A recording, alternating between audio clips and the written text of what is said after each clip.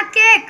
Both wanted to eat the cake, and they started to quarrel. A monkey saw them quarreling.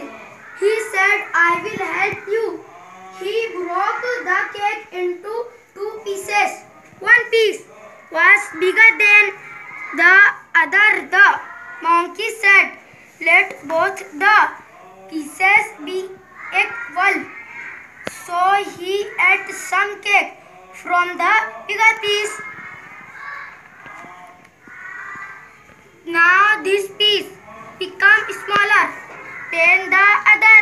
So he ate again from the bigger piece. Now this piece became small. Again the monkey ate from the bigger piece. This went off and on till there was no cake left for the cats.